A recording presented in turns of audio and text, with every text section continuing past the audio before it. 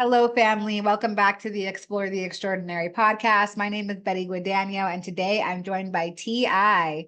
And we came across a podcast that Tiyi had been on, one of the members of our IANDS team, and he was just raving about it in one of our team meetings. And so I reached out to connect right away. Tiyi is a spiritual medium, an author, a poet, and we just had a real cool little conversation 5 minutes before we pressed record.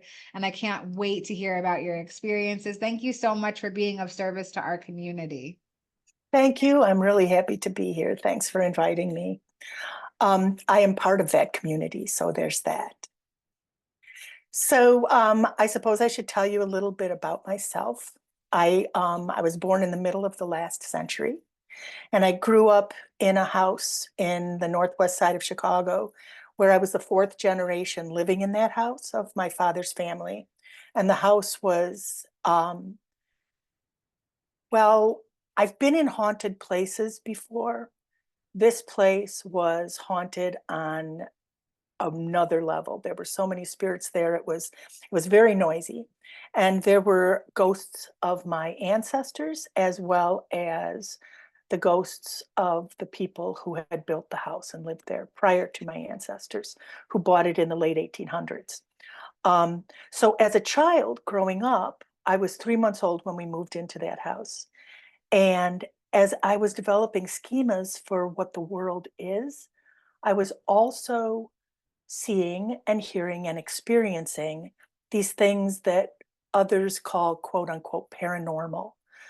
They may be anomalous because they don't happen all the time, but they are as normal as watching the birds outside my window right now. These things are everywhere and happen all the time. So when I was a baby, a toddler, and I'm learning this is a dog, this is a cat, this is the couch, and this is that thing that talks to me in my ear. And I didn't have a name for them. We had names for the individual ghosts that were there that my siblings and I saw together. But I didn't think of it as something, at that time, I didn't think of it as something anomalous. It was just part of the natural world. And it was something that we dealt with. There were spirits that were very predictable, and those were actually reassuring when we would see them. And then there were some that were very unpredictable. And those were the ones that helped create the chaos that I grew up in, the spiritual and emotional chaos that I grew up in. So when my family moved away from that house, I lived my first 11 years, I think, there. And then we moved to a new house. And for the first time, I realized that that isn't everywhere because our new house was so quiet. We were all commenting on it. And then we started telling stories about things that had happened in that house. Now, what happens when you, as a very small child, and the first 10 years of your life, experience something, you remember what it is. For example, if you grow up with a lilac in your yard and you go someplace, and even if you can't see it, but you smell the lilacs, you know it's a lilac. Even if you can't see it, if it's outside someplace, you go, oh, that's a lilac. Well, this is what happened to me growing up, where I can recognize when there is something, when there is a sentient person, being, who is non-corporeal, who is non-carbon based, I say, in the space with me. So I can sense ghosts. I can sense, I've had many experience with both the newly and long dead, newly being where they're still very closely connected to us here. That's the most, those are the most encounters I've had with the dead. I've also had encounters with things like forest spirits and other entities. I have had very close contacts with something that I call a grief eater. This is an entity. This is a sentient being, person, if you will, that dwells in burial places. And when people go to cemeteries and they get scared out. People go there teenagers will go there to scare themselves or whatever, and things happen to frighten them and send them away.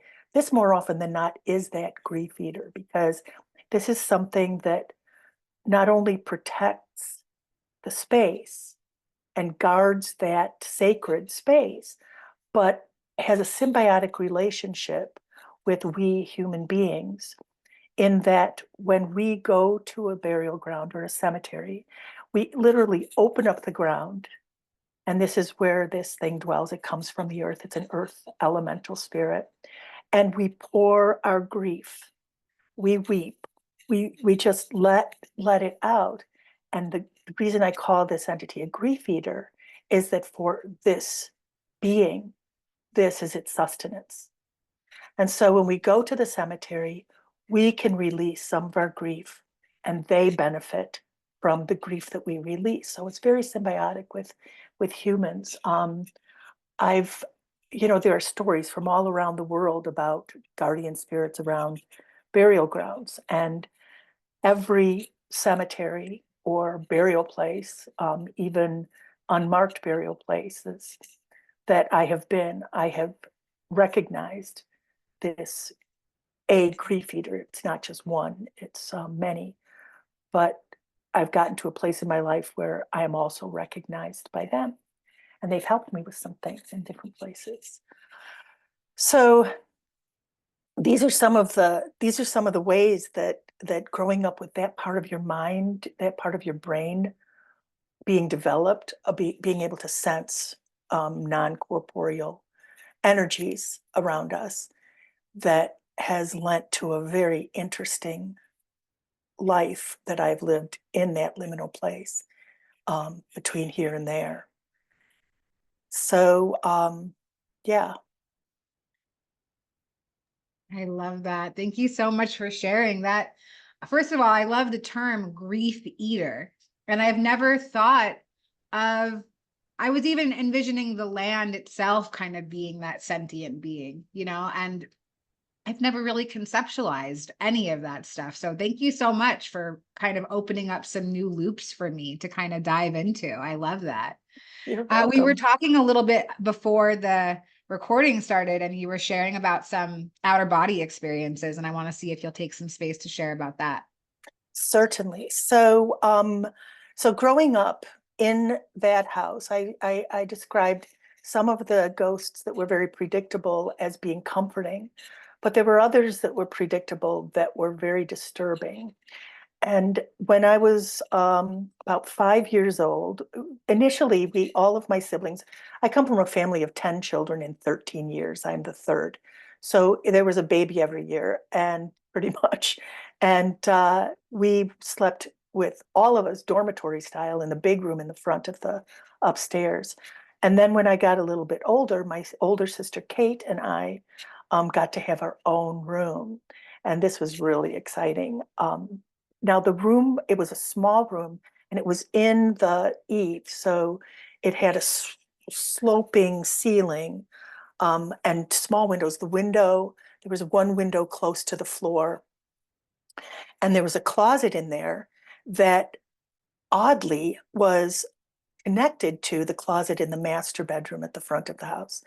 You could actually go in one door and sneak through to the other room, which we never, ever did. I mean, we were children. This would have been a really fun thing to play, but we would not go in this closet. There was something extremely foreboding in that closet. And we knew it when we were in the big bedroom, and we knew it when we were moved to the little bedroom that shared that closet. And so Kate and I would very obsessively make sure that closet door was closed. And we would, it had an old brass carved doorknob. So, and it had the apparatus in the lock that it would latch. So you could push the door closed, and if you pulled on it, it wouldn't open. You'd hear the click when you turned the handle. So we would make sure, each of us would make sure and pull on that door before getting in bed. And then when we get in bed, we would scoot to the center of the bed and sleep back to back and tuck everything in. Even in really hot weather, we pulled a sheet up over us, because in that place, any part of your body that was exposed would be touched, and you could feel the icy touch, like your hand stroked or your back. And I would even cover my ear because someone would come close and whisper my name in my ear. So we would scooch back to back, covered up, bundled up, and we would chant, sleep, sleep together, so that we would fall asleep together, because it was not a good idea to be the only one awake in that house. It was very frightening. It was very scary. So we would do this every night. And one night I woke up and it was dark and it was quiet. And I woke up on my back. And this already was kind of disturbing because I tried to, we kept our backs together for protection. So I am laying on my back and the house is silent. I tried listening for the sound of a television downstairs or my parents in their room. There was nothing. There weren't even, this was on the northwest side of Chicago, and we didn't live on a busy street, but on the other side of the alley was a busy street. So even late in the evening, you could hear cars, and I couldn't even hear cars. So I knew it was very, very late, or perhaps I wasn't in that space. I don't know. But so I laid there, and my mother had told us how to do like a meditative relaxation where you picture your body as a bag of sand and you poke a hole in the top of your head. And as the sand drains, you start relaxing your feet and up your body. So I'm picturing this and I'm wanting to close my eyes, but something was telling me, don't close your eyes, I just did not feel safe. Something was wrong. So I didn't turn my body. I just kind of shifted my eyes over to the window, and there was a street light out there, and it was casting some actually, the light ended up casting more shadow than light into the room. But I looked out there. I tried not to move because something else that I had learned from early on is that if you made yourself as invisible as possible, sometimes they wouldn't bother you. If they thought you were asleep or you weren't paying attention, they would ignore you. So I'm trying to pretend I'm still sleeping like a child, where I've got my eyes squeezed and looking through my eyelashes, and I'm eyes just turned over toward that window. And then I just kind of shifted around and I looked, and the light was catching the brass doorknob. And so I stopped and I looked at that, and it appeared to be starting to turn. And I thought to myself, my eyes are playing tricks on me. This was one of the things my mother told us when we would see things. Oh, your eyes are playing tricks on you. Um, and so I said, oh, oh, I'm not going to look there. I'm not going to look there. And so I quickly shifted my eyes back to the window when I heard the click of the door and the slight squeak of the hinge as it began to open. And I was terrified. I didn't want to look. I did not want to see what was in there. I did not want it to know that I knew that it was there. I just but I couldn't. I was compelled. And so I glanced over, and the door was open maybe a third of the way, probably 2 feet. And I looked into that darkness, and in the darkness, I saw a man. And he was about my father's height, but he was thinner, and he was wearing a long, what I now know as a nightshirt. And he disappeared. He was only visible to about mid-thigh, and then he just faded into the darkness. And he was standing there, and he was wringing his hands, just wringing his hands and looking at me. And he wasn't looking at me in a threatening way. He was looking at me with so much sorrow and pain and grief. And when I caught his eye, he slipped a little forward. And I kind of, reflexively like tried to move back in the bed. And he stopped right inside the door. And he kept looking at me. And as he and I were fixed on one another, I began to feel that hopeless terrible grief that he felt. And I was a little girl.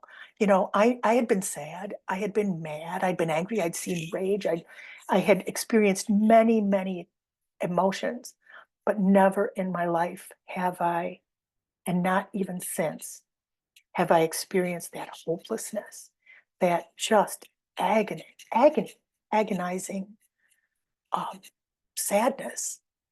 And I just started to weep. Like, I didn't cry like heaving cries like a child does. I was so overwhelmed, tears just fell from my body. And I had so much compassion for him. It was the strangest thing. I was no longer afraid. I just felt so sad for him. And eventually, somehow, I know this, everybody says this, but somehow I fell back asleep. And when I woke up in the morning, Kate was still sound asleep. And she was on her side and I was on my side and our backs were together. And I thought to myself, oh boy, that was a weird dream. And I turned over and I sat up and the closet door was open. And so I realized that it had not been a dream. So after that, I began waking up more in those wee hours in the night. And I now, where I am in my life and in my experience, I imagine he was waking me up. There was something he was trying to communicate, but I was a little girl. You know, I couldn't help him. And I didn't like it. I didn't like that feeling. It was very emotionally abusive. You know, here's an adult making a child feel this agony. Um, and so I would try to not connect to him, but this happened multiple times. And then one night, just as I was waking up, I sensed somebody else in the room with me. And I didn't know who it was. I knew it wasn't the sad man. I knew it wasn't any of the other spirits that I had ever experienced. It was somebody who loved me. And I just felt it. You know, you can tell when there's someone who cares about you, especially children can tell. And I had been taught from early childhood, we would say our nightly prayers about, you know, to our guardian angel. And so I assumed that she was my guardian angel. And I just felt that she was there to protect me. And I was so relieved. And the next thing I know, she like leans down into my ear and she whispers, "Don't open your eyes." And so, of course, I didn't. And then she said to me, "Lift up, lift out, and come with me." And I have no idea how I knew what she meant, but somehow I lifted my conscious self out of my physical body and it just kind of like lifted up. And then there was like this little pop thing and I was above. And the next thing I knew, I was out in front of my house. And I could look up the street. The street light was on. I could see her car. I did not see my guardian angel. I never, ever saw her, but I knew she was there. And everything was the same, but it was also different in that the light was this like permeating amber light. Everything was illuminated. There were no shadows. I noticed there was no shadow. I could not feel temperature. I could not feel like the ground under my feet or wind, or I didn't even hear anything. I was in this place that was outside of my house that was a different place, a separate place. And then she sort of let me know that I could fly. And so I took a couple of steps and leapt, and up I went. And I flew and I bounced off the side of the house like a tennis ball. And I played and I just swirled around. And it was so delightful and gleeful. And then after a time, I noticed the sky starting to get light. And all of a sudden I got very worried because if my mother woke up and I was out front of the house, I was going to be in big trouble. and I didn't know how to get back in. And all of a sudden she's there with me again. And she says, it's okay, just fall back in. And again, I knew what she meant. And so I just and landed in my body with the start. Have you ever had a dream where you wake up feeling like you're falling really fast into yourself and you wake up with that start? That's what that was. I went back into my body and I woke up and I felt so rested and so euphoric. I couldn't believe it. I had been able to protect myself. My guardian angel had given me a tool to protect myself. So after that, if I would wake up in the middle of the night, I never even waited for the sad man to come. I would lift up and out. And for the longest time, I just hung out in my yard. Then pretty soon I was able to go to the local park. I could go way up high over the trees. I was traveling.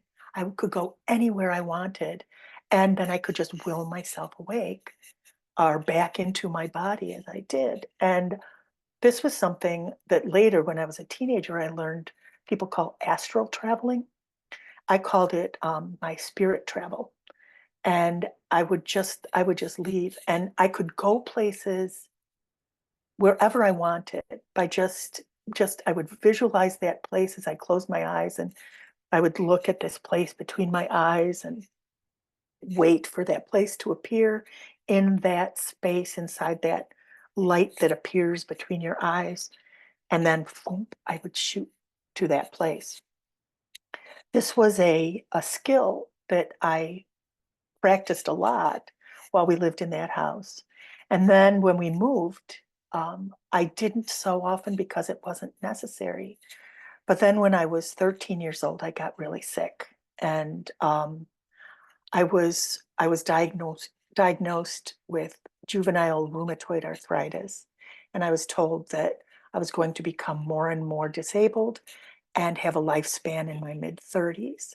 Fortunately, it was a misdiagnosis, but I was in very extreme physical pain. And so what I would do is I would leave my body to relieve pain for myself. So I could like just lift a little bit off of myself if I was experiencing a painful procedure. I had multiple surgeries and things. Or when my friends, for example, were going to Ted's basement and I couldn't go to Ted's basement because I was in a wheelchair, I said, go, go, go. I'll just come I'll come in my own way.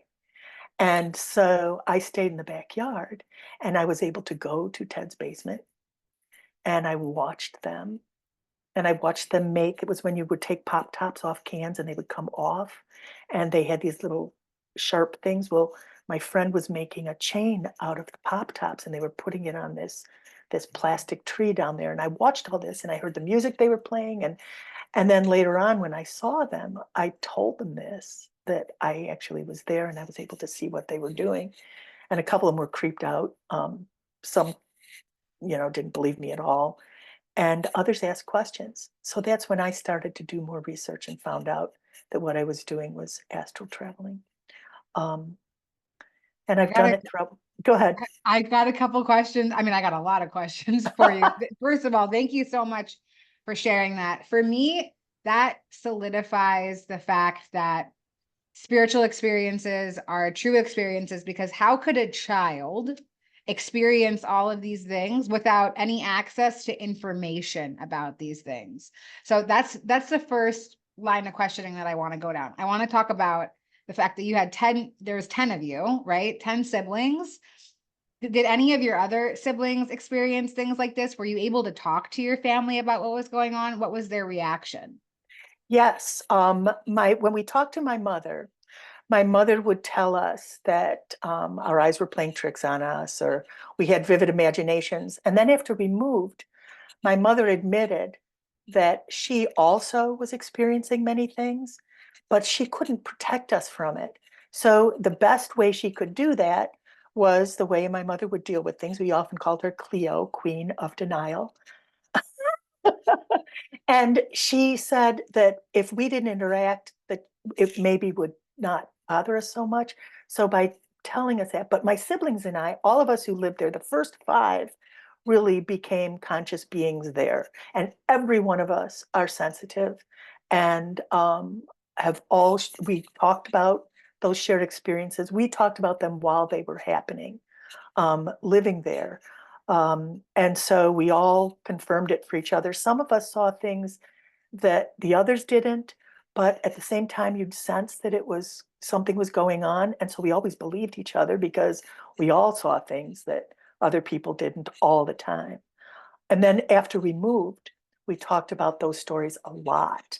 And those became like the family stories. And I'm a storyteller. And so I tell those stories. And that's how I ended up writing my first book, because the first part of the first book is all the stories, or the primary stories from that place. My children asked me to write them down because they loved me telling them and they wanted to not lose them. So I did. I love that. Wow, that must have been really amazing to be able to have some confirmation of your experiences, regardless of whether or not you're exposed to this information. Those are strange experiences. So to hear from your siblings, like, oh my goodness, me too, and then to share information back and forth, that must have been just like giving you like a nice sense of community with your family. Very much, very much. And then people that lived there after us also communicated experiences in that house, including when I was an adult in my, maybe, I don't know, about 20 years ago or so. I live in Michigan now, and I was in Chicago with a friend visiting a friend of hers, and I was telling the stories over wine one night, and they said, "Is the house still there?" And I said, "Yeah, let's drive by." So we drove by. No relative lives there now, and we stopped in front, and I was pointing out places and telling stories, and my friend convinced me, because I'm easy that way, to go knock at the door. And when I knocked at the door and I said, "Hi, my name's Tiyi Schippers," and he said, "Schippers, are you one of the Schippers who lived here?" And I said, "Yeah." He says, "Oh my gosh, I have so many questions." So they had been experiencing things too, which also kind of affirms that we were not just delusional. Also, all the obsessive things that we did disappeared the day that we moved into the new house. We no longer needed to check the closet door. I am not afraid of closets. Um, and so that sort of confirms that, yeah, there was something weird about that place. Wow. Yeah, and you know what? Those moments of confirmation, I think, are the most important part of the spiritual journey. Finding moments of confirmation, that tangible evidence that, okay, I'm not crazy, or it's okay to be crazy in this insane world, whichever way you want to look at it, you know. Other Right. question that came up for me was, well, I know that now you describe yourself as a spirit medium, and I'm curious if you've been able to gather any information around who that man in the nightgown was. Was he someone specific to you, someone specific just to the house, or have you ever been able to come up with any other information about it? Actually, yes. So when we first moved, we found when we first moved, my uncle moved in, and then when they moved out, it was being sold outside of the family. So we emptied the attic with all the trunks. And there we found tons of photographs and pictures, and we found a trunk that had all kinds of paperwork and things from these 2 brothers called the Davidsons. And it was the Davidsons who my great grandmother had purchased the home from. Well, not them, but their attorney. And we found in the bottom, towards the bottom, a collection of letters that were written to Friend Davidson and then signed fondly C. And they were love letters. And the early ones were, cordial, and they got more and more sweet as they went on. And there were probably 8 or 10, maybe, of those letters in there. And C, my father had this, we had an entity there we called the Slinky Lady. My father had a dream. We called her the Slinky Lady because she would move. You could see the front of her, and as she would take a step, it would take a while for the light to catch up, like a slinky toy. And so that's what we called her, the Slinky Lady. And my father dreamed about her. and he dreamed the name Kara. And so then we found these letters with C, and when we showed them to my father, this is after we moved, he recalled that dream and said, I bet this is Kara. So then and then all this stuff just went back in the trunk. We never did any more research. We knew the only information we had about them is they were politicians, they worked for the city, and my great-great-grandmother had said they were not good people. And I asked my father, what do you think that meant? He says, well, they disappeared. The brothers just vanished, and the house was then sold by their executor or whoever. And he said they probably stole money and left or were whatever. And this didn't sit right with me because at the time they were operating, that was the norm. You know, everybody was making money. This is just after the Great Chicago Fire. And there was boodling and all this, you know, all this graft and corruption within the city. And my great-great-grandmother wouldn't have said people who did that were not good people. So it was something else. And that always kind of just sat with me. So then as I was writing the book about with the stories from my childhood, my younger daughter read the stories and said, these are great. I love these stories, you know, blah, blah, blah. But this book should not be just the ghost stories. This is the story of how you became the spirit medium that you are. This is your origin story. So put yourself in there. And I was like, oh crap, because now I have to kind of relive all the trauma of my childhood and put myself in there. And it was very traumatic. It was very triggering, but I did it. And then as I was writing, as I was getting towards the end of my second rewrite, putting myself in it, I started being visited at night by the ghosts of my childhood in my room, including the sad man, including the slinky lady. And there was another these three that would show up in my room. And I do not let ghosts or spirit bother my sleep. I have put up protections, and if somebody comes in my sleep, I'm like, back up, catch me when I'm, you know, the shop not open card is up, and send them away. But what was happening is I was waking up to them, and I was really scared. And I'm not afraid of ghosts.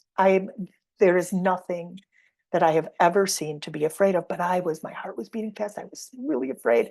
And I realized that it was like the trauma trigger that was making me afraid. So finally, one night, they woke me up and I was like, okay, okay, okay. I get it. You want to tell your side of the story. Wait till morning. And when I get to my computer, I'm yours. Have at it. And I've never, you know, when I communicate with spirit, what happens is they kind of, I don't like hear them tell me a story. It's all of a sudden like I know the whole thing. It's like a memory.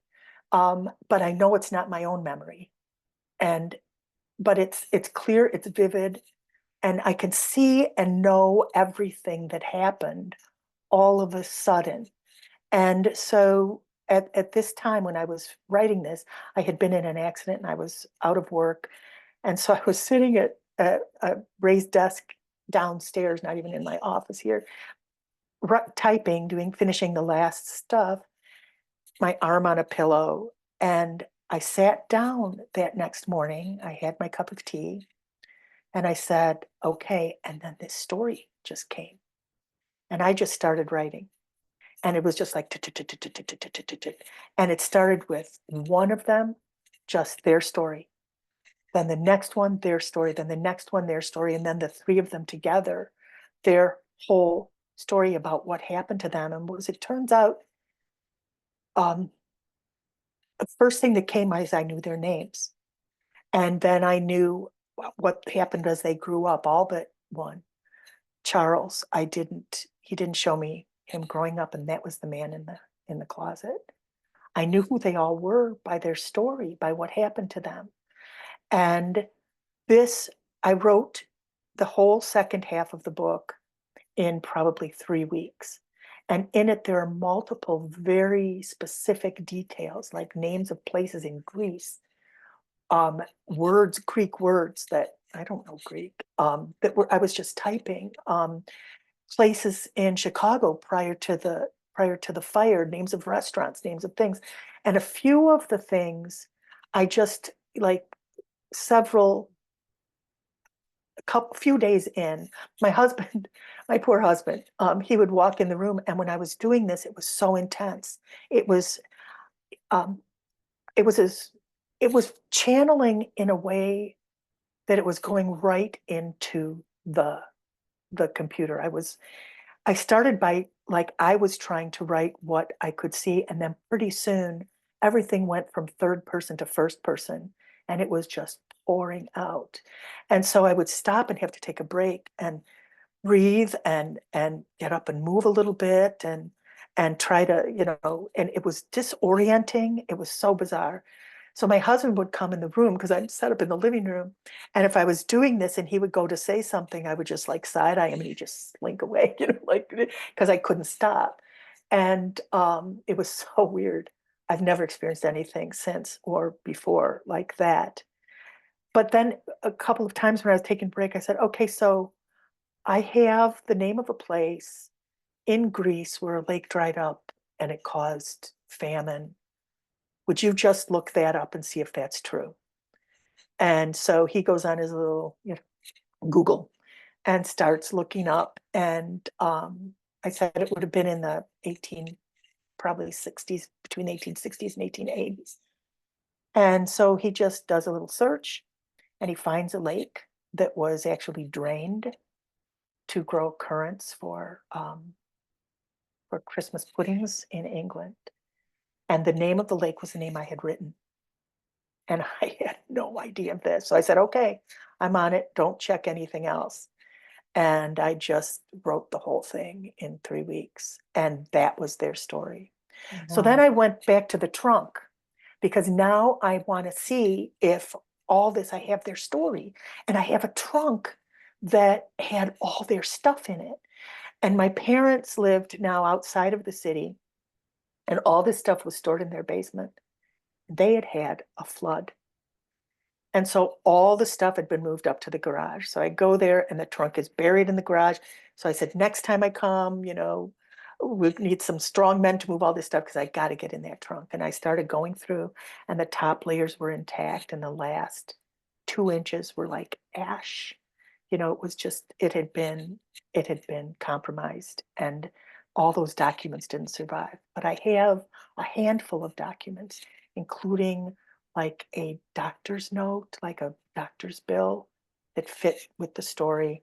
I have a precinct check sheet. I have other, just very few documents, but with their names. And this, so I've tried to look up their names, and I have not been able to find much more than that. But it was all I needed, and this wasn't a research project. All that needed to happen was for their story to be told. Mm. They had a tragic end, and they had been lost in obscurity. And oops, I got to plug in here. Hold on a second. And they wanted their story told.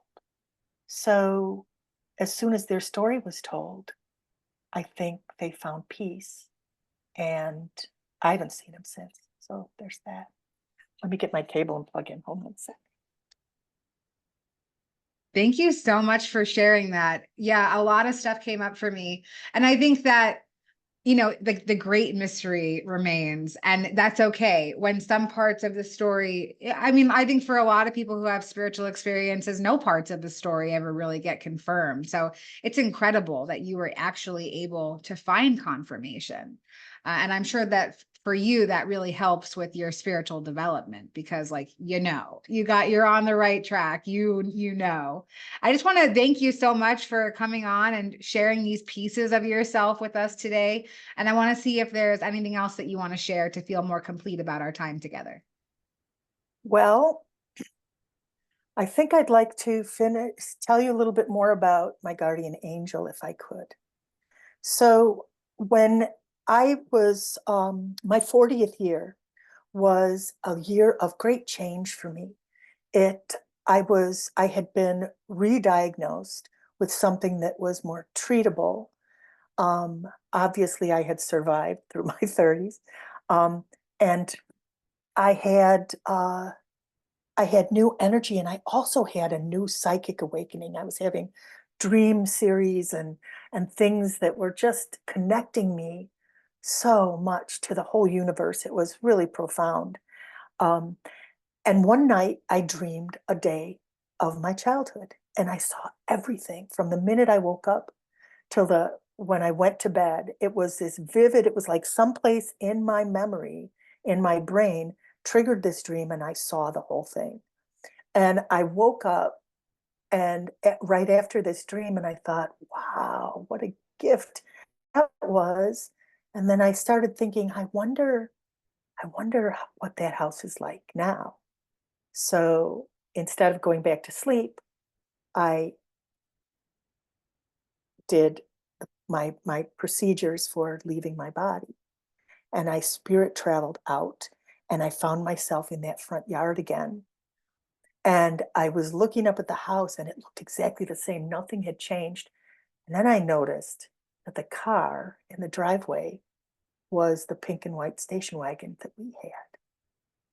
And nothing had changed. It was like I had gone back there. Now I knew that I was not dreaming, because this was a willful out of body experience, and the light was different. You know, I was moving, could have been, it was definitely an out of body experience. So I thought, oh, I'm going to go in the house and see. And I saw the living room, and I could see the toys on the floor, and I could see every little detail, like a cigarette burn in the arm of the couch. And I looked in my parents' room, and they were spooning in bed asleep, and they were so young, and I just loved them all so much. And I thought I wanted to go up and see myself too. So it wasn't like you walk through space. I just was then in my bedroom, and I went into the front bedroom, and I wasn't there. And so I went in the little bedroom. And I also was curious, because now I am in a liminal space, and I was wondering if the spirits were in that same kind of space, and if I was going to encounter any of them. I was really curious to see if that was going to happen. But I wasn't afraid, because I knew I could just zip out of there at any moment I wanted.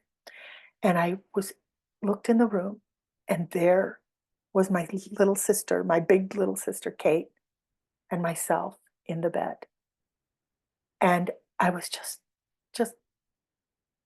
it was, I know in Back to the Future, you're not supposed to look at yourself in the past, but nothing happened except that I just loved them so much.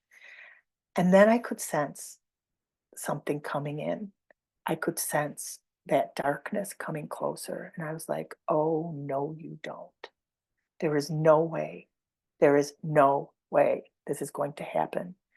And then I saw my little self just kind of turn over on her back and start to groan, like waking up. And so I leaned down, and in her ear I whispered, don't open your eyes. And I told her to lift up and come with me. And as soon as we were outside, I realized what had happened. Now, after this experience, when I came back in my body, it was still nighttime. My poor husband is still sleeping, and I wake him up and said, oh my God, oh my God, oh my God. He knew the story of how I learned to spirit travel. This was a story I told all the time. I said, it was me. I'm the one who told me how to do it. I was my guardian angel. So this space is not only just a parallel liminal space. This is a space that has no constraints of time or anything, that everything is possible. This is just how I see things. And although I've tried many times to go back in the past, when spirit traveling, I have never been able to do it again. So maybe it was just meant from somewhere else to just be that one time to help keep me on this path. Wow. Thank you for sharing that. That was the hit that Rodney in our accounting department was talking about of your story. So thank you for pulling that together for me. That's incredible. So incredible. And of course, it opens up a million routes to conversation about what is the true nature of reality, what's really going on. That's phenomenal. Thank you so much. And you talk about it so eloquently too. It's like you're really with you while you're sharing your stories. So I really appreciate your attention to detail and creating a whole scene for me to follow along with, and I'm sure everybody watching as well. And we'll have all of your links in the liner notes of this episode so people can connect with you. And I just want to thank you again for taking time out to serve our community today. Thank you so much. My pleasure. We'll see you next time. Be wavy.